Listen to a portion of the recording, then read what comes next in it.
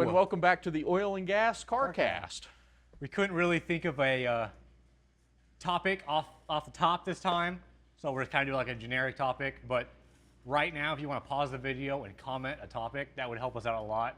We're just like starting to actually run out of stuff to talk about. I know we have a lot more stuff to talk about. We have lots of things to talk about. We're just right lately. You can probably see it in the background. I've been working on my truck, putting a motor in it, and I haven't been able to think very critically. So because of that, so leave us a comment, leave us some ideas, anything you want to hear our inputs on, and we'll go from there. But yeah, the nitrous, actually, the last episode was a comment. That's why we did that video.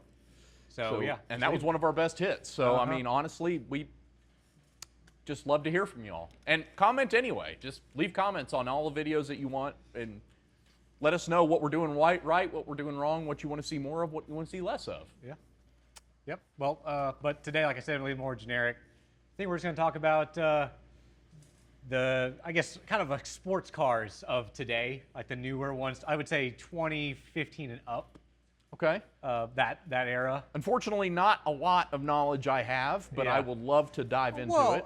Not more like knowledge, but like our opinion of what's out there. And True. Compared to what has been in the past. Oh, I can do that part. Yeah. So I think we could talk about that for a little bit at least. Yeah, absolutely. Just get something out here, just to give us. So, really, when you say a modern sports car, the first thing that pops into my mind, I don't know about some people, but the first thing that actually pops into my mind is the Scion FRS Subaru BRZ Toyota 86. Mm-hmm. That is the first car that pops up into my mind. I'm not a Toyota Subaru fanboy, but to me, that is one of the purest sports cars out there because it's cheap, it's pretty accessible for most people. It's a good base for tuning, but most importantly of all, it's just fun. Yes. And that's really what it boils down to. I think a lot of cars have lost that vision of what is just fun. I agree. Yeah, my mom has one. She has a 2024, last year of the first edition, like not the facelift one, and it's a blue BRZ, and I love that car. We put an exhaust on it. We put a NVIDIA exhaust on it, and it sounds awesome because it's NA Boxer 4.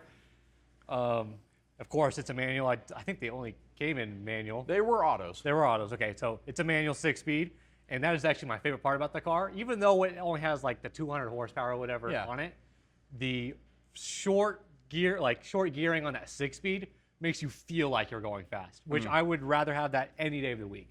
Me too, because that's something that I think that a lot of people miss the point with that car is that they're always talking about like, oh, well, it just only has 200 horsepower. It's so weak. Yeah. Well, yeah, compared to the modern day, a lot of these modern day muscle and sports cars that are making 300, 400 plus horsepower, 200 isn't much. But when you think about it, that's not what it's designed for. You don't jump into a beat. That's not what the designers envision with that car. You don't jump into one of those cars and think, yep, I'm going to take on that GTR and that Corvette, and let's clean up on that Hellcat too. Yeah. No, you jump into that because you want to carve some corners and you want to have some fun and just enjoy your commute. I mean, honestly, around town, like we live in a pretty small town, I would say, and I know the speed limits in Claremore are about 50-ish, around a little under, a little over sometimes. But you're going through all those gears all the time, man. Like it's actually like a lot of fun, as long as you like shifting a lot. But with that gearbox, it is actually a really, really, really fun car. I test drove an FRS when they first came out. When I was still in high school, I actually went to the Toyota Scion dealership in town, and actually because they fascinated me. I love the way that those first gen, the early facelift FRS with the angled front grille. I loved that. I still do. I think that's a really good looking car. But I got to drive a 10th anniversary, Scion 10th anniversary FRS, which is not much different than a regular FRS. It just has a really pretty silverish blue paint, and it has light up blue emblems. Yeah. But I drove one of those. It was a 6-speed, obviously, and it was one of the most fun cars that I've ever driven just from just jumping in and going. I didn't have to like learn anything about it. I just jumped in and went. It was straightforward, straight to the point. I love that the first thing you see right in the middle of the dash is the tachometer. Yep. You don't, and you first thing you grab is the shifter. You don't You're not hitting any infotainment buttons. You're not. I mean, it had an infotainment system, but you're not hitting any of that crap. First thing you hit, there's a handbrake and a shifter. Yeah. That's it. That's all you need. Yep. And it had the most direct feeling of steering that I've ever felt in a modern car. It felt very connected to the road. I loved it, and I was head over heels for it. Unfortunately, they were way too expensive then. Still too expensive now for me.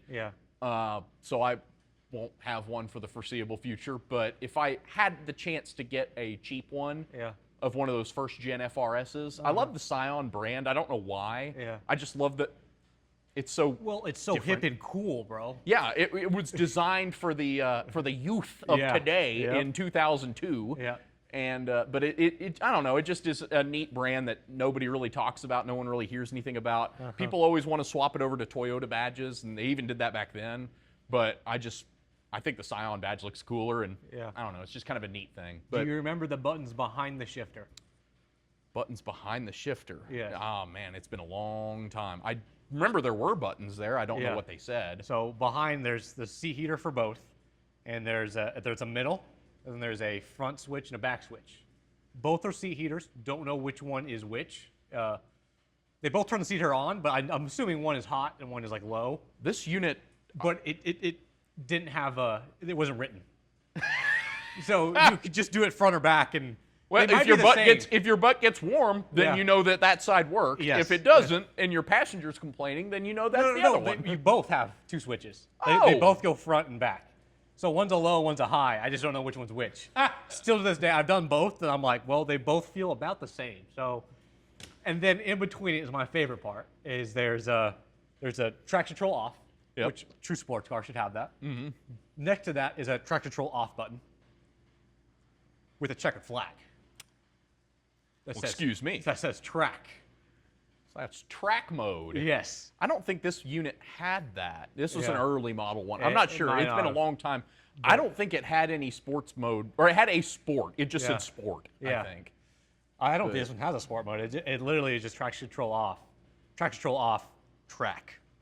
And the only difference that I can tell is track lights up in the gauge cluster. Literally like a word that says track. Makes you feel faster. Yeah, I don't know if it does anything different. I've never really driven it hard. It's not my car. But I'm positive half of the sport modes in modern cars are just to light up and make you feel better. But I just think it's funny they're right next to each other. Just track control off, track. Yeah. In green lettering. In green? Yes. Ah, fantastic. That means speed. Yep. But yeah, no, I think of that before I even think of the Miata, which is funny because a lot of people for years, the sports car to go to was the Miata. Miata's always the answer. Miata's always the answer if you have a lot of money. Yeah. That's the one thing I really don't like about the Miata either, is that even back in the day, they were supposed to be, the whole idea behind that car was it was supposed to be a return to the roots of open-top motoring, cheap, affordable open-top motoring. Yep. And that was true for 1 year. Yep. And then the next year, because of the insane demand, drove the price so crazy hot, or so far up, that it no longer was cheap motoring. And it stayed there ever since. People love Miatas to the death. I mean, you can't hardly touch a Miata, even a whooped one for under $5. Yeah. It seems like nowadays. I remember... because I'm pretty sure all the NAs are manual. I'm almost positive that they're all manual. I could believe that. I don't have anything to back that up, but I'm sure I could believe that. The only reason I say that is because my wife wants one, because she wants the pop-up headlights. Oh, yeah. Even though there's other cars with pop-up headlights. But anyway, she wants pop-up headlights, and I was like, well, Lauren, you're going to have to learn how to drive a manual. She's like, no. And I was like, yes. Yes. They're all manual. That is the grim reality. Yeah. Okay, well, that means... I didn't know that. I actually thought there were automatic ones. That makes sense, there might be like a very, very few, but like you said, it was supposed to be that open top experience. It was supposed to be Everyone cheap. got a manual. I think one of the only options that it was supposed to have was AC or not. Yeah. I mean, radio And or not, and radio. AC or not, basically. What do you want?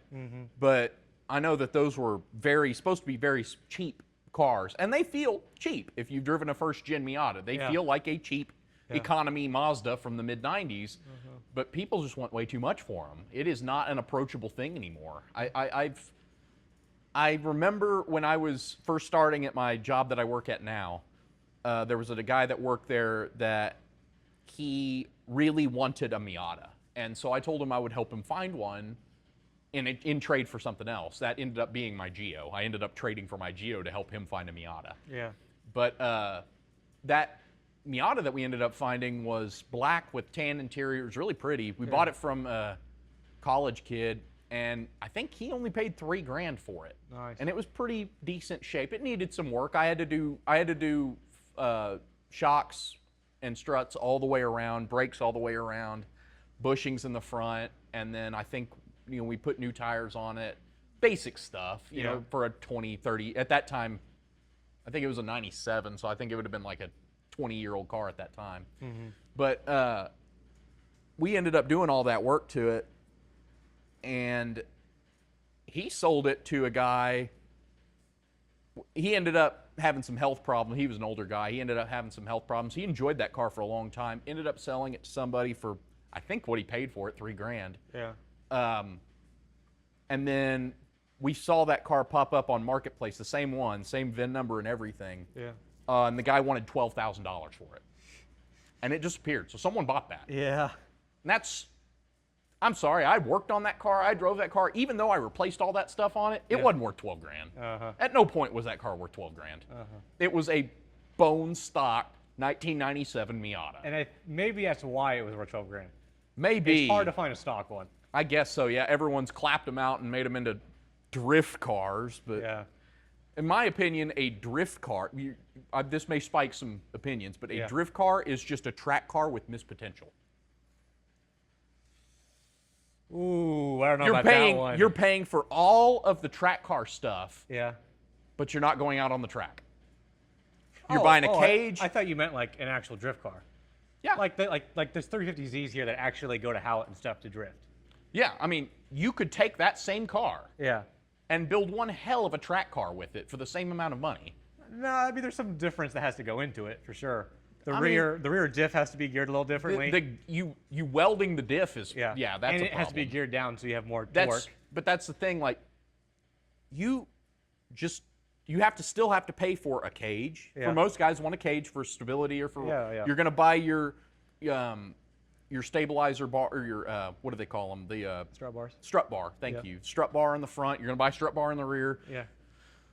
You're going to go through and you're going to lighten up the car. Yeah. You're going to remove excess weight. You're going to go through and change out the front coils, rear coils. You're going to lower it. You're going to put better brakes on it a lot of the times. Yeah. You're going to put stronger axles on it, put better wheels, better tires on it. All these things are just building a track car. Yeah, and then you're just getting the two main points though of the drift car, which is the handbrake that's like instant. Like you barely pull it this much and it activates handbrake. And the steering angle gets like way increased. But what I'm saying is that you can build the same car. Yeah. You can take everything there. Yeah. And maybe you don't buy the Drifty Boy suspension that lets you turn 90-degree angle. Yeah. Maybe you just buy, nice lowering spindles, or a lot of these cars don't have spindles like that. But you just get your regular spindles from like Coney or something. You just do that instead, save money. You've spent way more money on a drift build. You could build a really hell of a nice race car. Yeah. Is what I'm getting down to. People spend a lot of money on a drift car. Yeah. Drift cars, I've always thought, I like drifting, don't get me wrong. I think it's really cool. Yeah. And the professional level, whatever.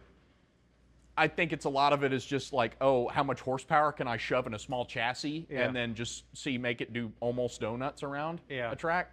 Cool, whatever. But I don't know. I think a lot of the cars now, though, I think it's more impressive to build a really cool track car than to be the 85 millionth guy that shoved an LS in a Miata and thought he's, Ken Block. Yeah. It's like, okay, buddy, no, get over it. I think there's 2 points to that. I think there's the guys that buy the drift car and never go drifting, or never go drifting legally on a track. But then there's also the guys that actually do go to the track with it and if you're competing, get really good at it. If you're competing, I guess I understand that a little more. Yeah. I think I get that a little more than just a dude that basically trashed out a G37 and then thinks he's you know, Drift McGee and Yeah. go sliding around everywhere. And I think most oh, of it's them a drift are- build, bro. You wouldn't understand. Most of them are pretty low horsepower too. Like you occasionally have like that 5.0 Mustang that does it, but most of the time it's those 350Zs, BRZs, Miatas. I don't know. All of the guys that I've ever known that have done drift have Yeah. taken like a 240SX and put an LS in it. Yeah. I'm like, yeah, of course you can get it to go sideways. All you got to do is break the tires loose because Yeah. that thing you've got, and then, you know, they have their drift tires, which are just worn out old Falcons that they've Yeah. found behind a shed. You know, I don't know. I don't like the whole culture of clout built around drifting where it's Yeah, like, yeah, no, I don't like the cloud either. I'm just yeah, saying. it's just like, I get whenever you're competing and you're doing Yeah. stuff, and that's cool. I mean, whatever, to each their own. It's not my particular thing. I think it's definitely a work of art. I Yeah. think it's a mechanical art being able to drift a car Uh-huh. and successfully and to the degree that those guys are doing it. Yeah. But I think it's also like kind of defeating the purpose of the sport if you have like 1,000 horsepower twin Oh, turbo yeah. LS and all you have Yeah. to do is just break the gas loose and then just hold on. Yeah. It's like, okay, come on, buddy. There's I guys agree. out here that are putting in work on 150 horsepower Yeah. that are drifting to their heart's content, but they can't hit the angle that you can because you've got, you know, $150,000 in your car. Yeah, I agree with that. I But agree with that. I don't know. I think those guys that have that kind of money just go build a track car at that point. Yeah. Drifting's not for you, buddy. Just go. It's a track car with missed potential. I'll Yeah. always call it that. Well, you brought up a good point though that I want to go over. What is your definition of a sports car? Like, what is it? How is it different than a supercar? How is it different than a normal car? Like, how do you know it's a sports car? I think the main thing for me is when I sit down in that vehicle, do I feel like this vehicle is catering to me as a driver? Or does this vehicle just feel like it's putting on a show? A car that's really catering to me as a driver, like the BRZ or a Miata, where Yeah. it's very straightforward. You have your gauges up front, right where you want to see them. Yeah. You don't have extraneous crap off to the side. No infotainment or low infotainment, you know, Yeah. minimum stuff. You don't need, you can have a radio, whatever, but you don't need like 5 screens. You don't need that stuff. Yeah. Basic controls, basic car. I like basic. You Yeah. probably heard me say that 1,000 times throughout this podcast. Is I Yeah. like basic stuff. I like simplicity. I really, really like simplicity. That's why I like older cars. But Well, would you say a Ford? With that description, would you say a Ford Ranger is a sports car then? no, because it's not. When I get into a Ranger, Yeah. I might be going out to have a fun time. Yeah. And fuck, I might even make a race car out of a Ford Ranger. But when I sit down in a Ford Ranger, my first thought isn't, this car's catering to me. I feel that. Yeah. No, I'm like, all right, we're driving a Ford Ranger. Okay. Yeah. I'm driving an S10. I'm driving mini trucks aren't inherently race cars. They have potential. Yeah. But they're not inherently race cars. What That's about not a race car. What about the Or a sports car, I should say. 2004-ish Celica then? That last generation of Say Celica. that's close to one. I mean, yeah, it's got really crappy components in it. It's Well, basically a Corolla. Oh, well, I was just saying that because you were saying but I think it, that it looks like a sports car, It but it invites really isn't. it isn't, but it invites you to drive hard. Yeah. And the other key thing about a sports car that I think Yeah. is important is suspension. Yeah. It's got to be responsive. It's got to be instant. I need to feel everything in the road for Yep. me to be like, okay, that's a sports car. I don't want any dampening. I mean, obviously I don't want to be bounced out of my seat unless it's a race car. Yeah. But like, I don't want like steering dampening or anything. I want it to feel the bumps in the road. I want to feel low assist power steering. Like, yeah, I want power steering for like when you're sitting still and you need to turn. Yeah. But when I'm driving, I don't want to feel like I'm hitting power steering. I want it to feel like I'm driving like an old school sports car that's direct connection to the wheel. I don't want to feel any sort of like assist hampering me from that. Yeah. Yeah. The shifter's got to feel pretty crisp to me. I think that's important on a sports car. It's less important on a muscle car or a sporty car or even a supercar to a degree, because half those people don't even drive those cars like they're supposed to be driven anyway. Yeah. But a sports car, that is meant for you to pick up and go. Yeah. I think another key thing that differentiates a sports car from anything else is price. Yeah. A sports car, to me, Yep. should be affordable. It shouldn't So be... what is affordable then? That's a key word there. Let me back up here. Affordable to the average person. Affordable to me and So- the average person is different. So what's the price range we're saying then? Like 30 to 60? Sub 30. Sub 30. Sub 30. Okay. You should not have to go over $30,000 to build a sports car. And if you're going over $30,000, you need to tone it back. I don't know any brand new sports car that's under 30 then. Is the BRAZ not under 30? It used to be like 22. It's like 32, I think. Oh. I think every Is the car Miata not 22? The Miata's probably under 30. The Miata and the BRZ used to be like side by side. They were like 24, 25 Yeah. grand. Yeah. I think when they were new. The BRZ might be like 28, but still, that's two cars then. Yeah. That's what I mean. We Okay. don't have sports cars now. Okay. We have sporty cars. Yeah. Or we've moved up to a different level. So, the new Supra, you would consider a new sports car then? No, I'd say that's more of like a And the new Z. Grand Touring. The Z is a Grand Touring. Yeah. Those are Grand Touring cars. They're not sports cars. Okay, no, I don't agree with you on that. That one, I'm gonna have to disagree with you. I've been in a new Supra. I cannot be in that car for more than an hour. That is uncomfortable. Well, that just means they built a really shitty Grand Touring car. No, I don't think That it's a just Grand means the Touring Toyota car. sucks. I mean, that's all that tells me. No, I just don't think it's a Grand Touring car. I think That's not a next to sports car. A sports car's got to be cheap, man. You can't have like $60,000, $80,000 sports So cars. what's in between a sports car and a supercar then? Because you stopped at 30, and I think a supercar is like Well, supercars up in the 150. 100,000s. You got Yeah. your muscle cars, and you've got your Grand Touring cars, and then you've got your whatever those are. I don't really consider. I don't know what they are. Yeah. Overpriced sports cars, I guess. Okay. Okay. You want to call them that? Yeah. I mean, there is no reason. Yeah. I am sorry. There is no reason why a Z. Yeah, I've seen the new Z. Yeah. I've not driven one. I want to. Yeah. I really, really want to. Yep. I have sat in one, Uh-huh. and I have seen them. Yep. There is no reason that car is 60 grand. There's no reason. That car is not that nice. I love Nissan. Don't get me wrong. Yeah. And I think that new Z is one of the sexiest new cars. Uh-huh. There's no reason that's 60 grand. So I guess I should state what my definition is then, because we're Your clashing definition so and mine much. are going to be very different. They're going to be a little different. So I think mine, for a sports car, it has to look sporty. First of all, I think that's like number Okay. one thing. So like if it doesn't look sporty, to me it's not a sports car. Like a Impala or a CTSV, even though it's like a luxury, like I wouldn't consider it as a sports car because it doesn't look like a sports. Like it doesn't look like it would belong on a track. That's a luxury muscle car. Is Yeah, all yeah. that is. But I'm trying to give an example. Yeah. It has to look like it belongs on a track for it to be a sports car for me. And then the second thing is you're gonna think this is crazy. I think it needs to be a two-door, and I think the windows have to be separate from the door, meaning that when you open the door, there's not a window like a piece of metal that goes around the door. Oh, you just mean like a hard top. That's all that is a hard top.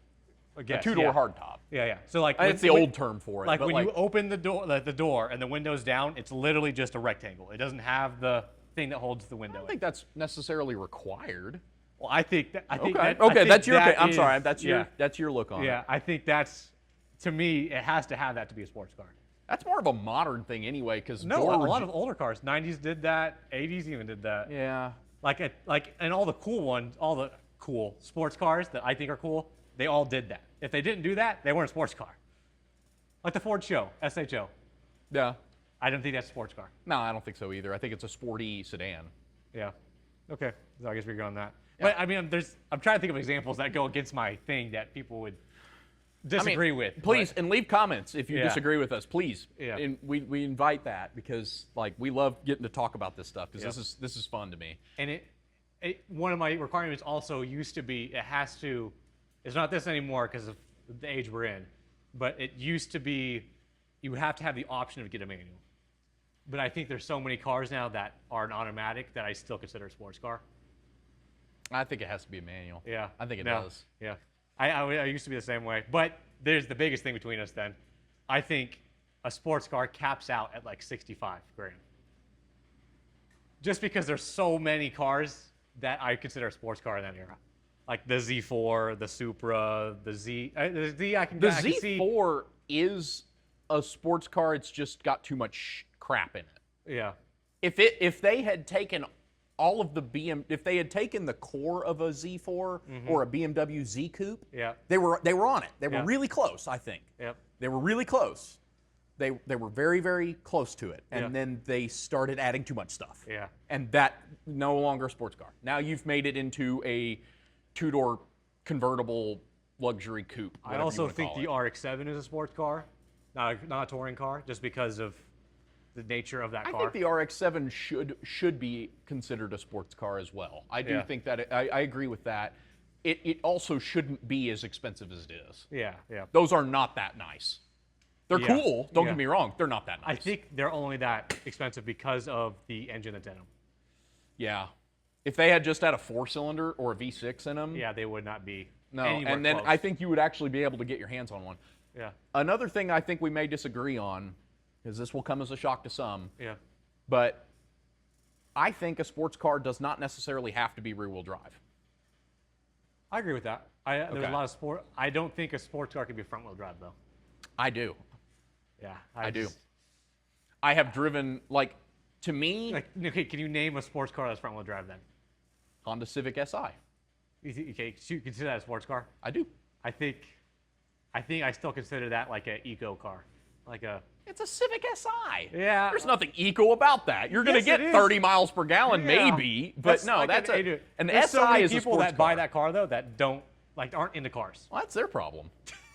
I'm not saying it's I not don't their care. fault. I don't care who buys what. Yeah. I don't care what ends up buying. I don't even care if that's what they originally marketed the car as. Yeah. If you can take that car out on a track and have an absolute blast with You it. could take your truck out on a. We could take any vehicle in this shop and have fun on a track. Oh, I mean, I guess that's not the right point to say. But Yeah. what I mean to say is, like, if it's actually a pretty decent around a track, Yeah. that's not. That'll flip over. Yeah. I'd kill somebody, including myself. But Yeah. no, if you can take it around a track and do pretty decent at it, Yeah. I mean, even with or without mods, Yeah. I think it has potential to be a sports car. Yeah. Mini Cooper, like the Cooper S, Yeah. I think that's a sports car in a way. Now they're too expensive. Yeah. But if they were cheap, We're back on that again.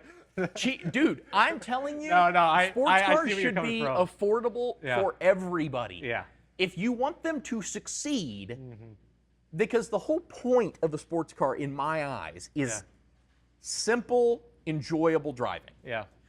All of your focus, your entire focus on that car should be on handling On the driving experience. and driving experience. No, Maybe not even necessarily and we agree speed, on that. but like, because you don't have to have like a V6 or turbos or anything, like you don't have to even make over 200 horsepower. Yeah. I mean, depends on, obviously, if you're going too low, then you're not going to really push the suspension at all. But like, you don't have to have a lot of power. And for we it to be agree a on sports that. car. Yeah. I think the part we disagree on is there's this huge gap between 30 and 150 grand of cars that are really good I don't know on the what track. I'd call them. Yeah. I don't know what I'd call them, but I don't call them sports cars. Yeah. I guess I in passing would refer to them as a sports car because that's what everyone else is going to call them. Yeah. But in my mind and in my how I feel, if someone says sports car, that's not what I'm thinking of. Yeah. I'm not going to go, oh yeah, Supra. Yeah. No, to me, I don't know. I guess because I've grown up in this era where the Supra has this I also magical. think like the M2 is a sports car. It's too expensive. You can't get into an M2 for under like 50 grand. I agree with you, but I'm saying I consider that a sports car.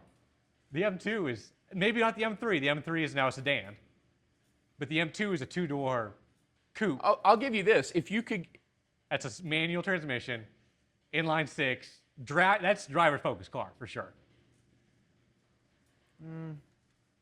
I don't know. You're not going to convince me on a BMW that much. I mean, the only BMW you might have a shot at convincing me on is the coupe.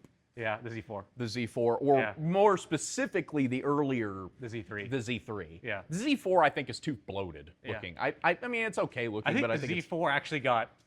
I think it went down, like the size went down, and it got wider. I like the Z3 because they were just like, let's copy the Miata, but with our stuff. Uh-huh.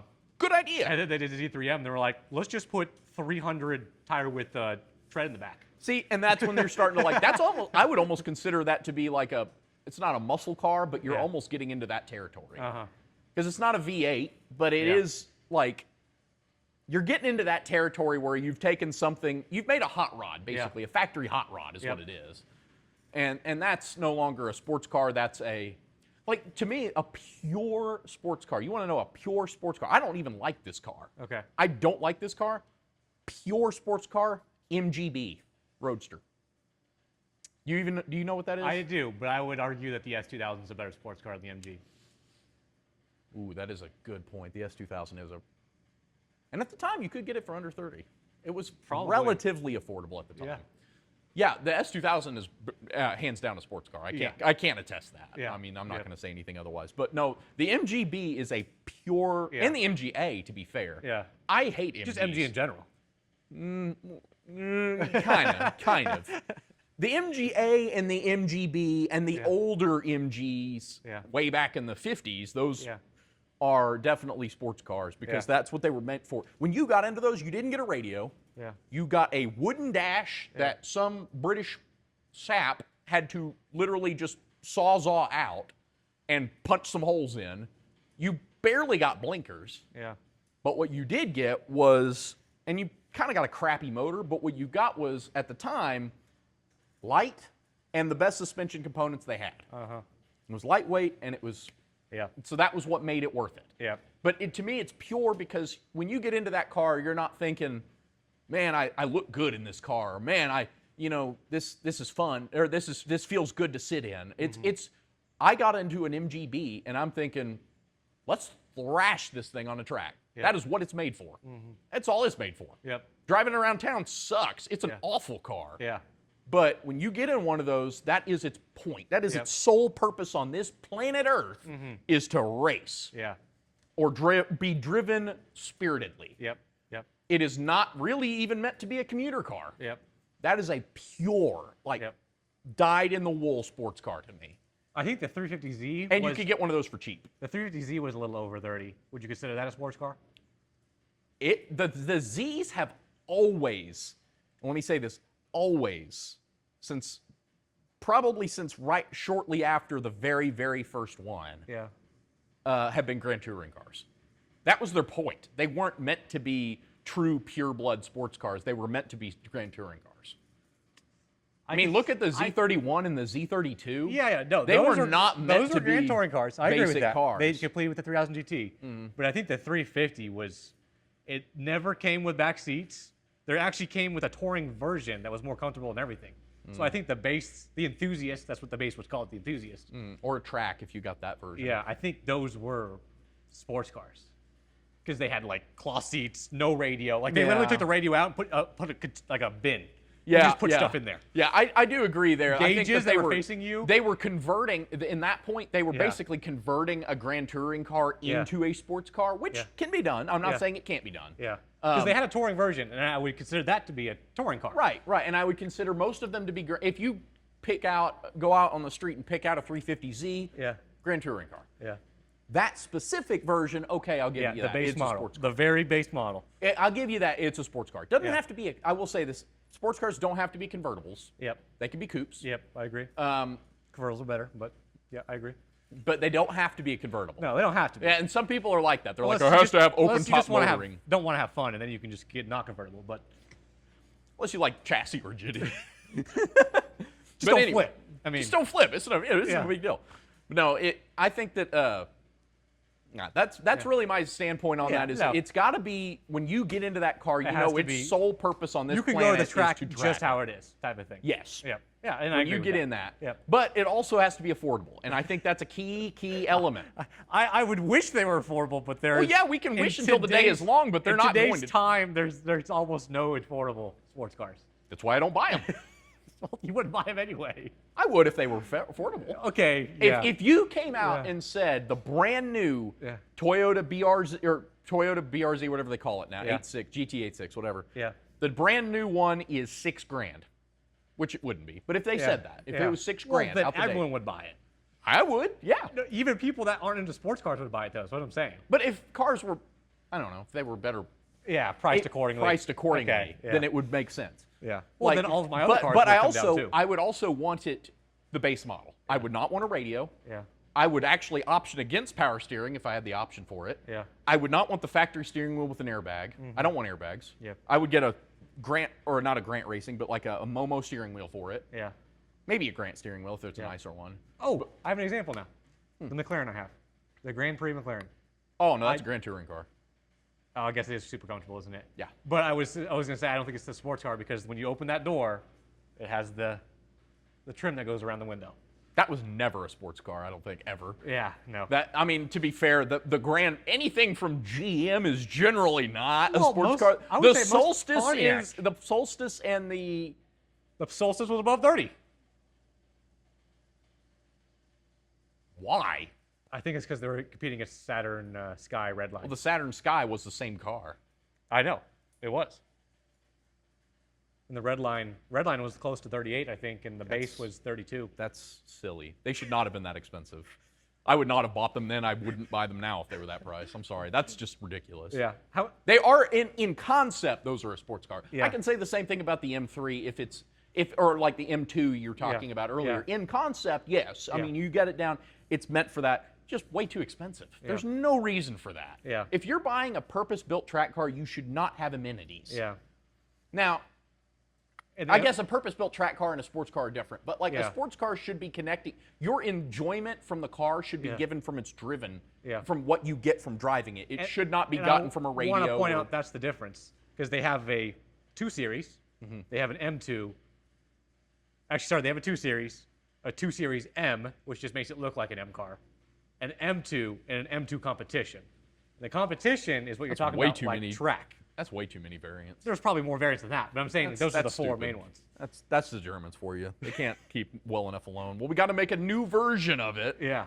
Well, I'm just saying like that track experience. Like if you like, I think the M2 competition like has a radio. Like I think that's the only like everything else is just like how light can we get it? How driver's focus can we get it type of thing. And then the M2 is like let's have that, but make it to where we can drive it on the road comfortably. Yeah. I mean, I get why those cars are built. Don't get me wrong. Yeah. But it just. How are we looking on time? Because I'm about to go on a. We're pretty close to the end of this. Pretty one. close. We may have to do a part 2 on this bad boy. Okay. Well, I'm gonna sum it down then. Okay. Okay. So, another thing that a lot of people aren't gonna agree with me on this, but I think the base trim of that car, is how that car is categorized. For instance, I don't think a Porsche 911 is a supercar because a base 911 is a sports car. The GT3 RS or GT2 RS, yes, those are supercar territory, speed, track ability, whatever. But since that car is based off of a base 911, then I don't think it's a supercar. Same thing with the Corvette. I don't think the Corvette's a supercar because you can buy a base C8 Corvette and that's a sports car. I think the Corvette just falls under its own category of weird. Yeah, I can see that. Because it's not a muscle car, it's not a sports car. I don't know what it is. Well, they've always tried to build a hypercar. Like the Camaro is their sports car, muscle car thing. And then that's the other thing I don't like about Corvette is everyone's like, oh, the Corvette beat the Mustang and the Challenger. Yeah, I'm it's like, not the same. They're not competing against them. They're competing against the Ford GT, and the Dodge Viper. Like it's a different. Yeah, of course it can beat up on the peons. Yeah, it the $30,000 Mustang. Of course. Yeah, of course it can beat on that. Yeah. So well, that's the Corvette mentality. Is you just have to. You're not quite good enough to beat the big guys, but you can just stomp all over the little guys and make them feel bad. Yeah. Yeah, because the Corvette is not priced accordingly to match up with the Viper ACR and the Ford GT that's limited production. Like, it's not at that price level, so everyone thinks it's the same as Camaro, Mustang, Challenger. It's not. Yeah, well, and they have to toe the line of luxury coupe anyway. They're not really that close to a. Yeah. Because their target audience doesn't actually want that. Yeah. They just want it to look like that. Yeah, yeah. But yeah, that was my point was though, whatever the base variant of that car is that category. That's fair. Yeah. I still wouldn't consider the 911 a sports car because it's $100,000. Not the base ones. I think you get a base one for like still more than 30, but it's what, not like that much. 70? Probably a little more than that. Probably about 80. Whoa. Well, what would you? I guess the base 911 is actually even probably closer to like a luxury car, maybe even a touring car. I would put it under the Grand Touring / luxury car category. Yeah. GT / luxury. Yeah. Yeah, we have performance, but Yeah. no, that's not why you're buying this car. Yeah, yeah. I think any model above the base model, though, is now a sports car. Because, like, the model right above a 911 is a Carrera 4, which is all-wheel drive. Or maybe the Turbo. I don't know which one's the next one above. But both those are, like, incredibly almost different cars, I would say. So, but, like I said, the base is a 911, base 911. So I think that's not a supercar at that point. I have a whole nother rant I can go on about muscle cars. Yeah. What is and isn't a muscle car. Yeah. That I know even more about because Uh-huh. I grew up in that. Yep. But we'll save that for another time. Yep. But I think that's about all the time we have for right now, unfortunately. Yep. I'd love to keep going on this, actually. I would yeah. really enjoy Yeah. this. So Yeah, maybe we we'll got do a little part rant. 2. We're supposed to be talking about modern sports cars. Well, we completely got off track. I'm sorry. Yeah. We don't know. You know what? Like we said, Yeah. we're just coming up with stuff as we go I along. think I named this "What is a sports car" now. That's a good one. That's Yeah, a good one. yep. So, but please leave comments, leave likes, Yeah. follow us. Hit the if you want to keep up with whenever we post. There's a little notification bell. Click Yeah. that. Yep. And stay engaged with us. We love to hear from you guys. Yep. So, anyway, Yeah. that's all for today, and have a good one. Yep. See you next time.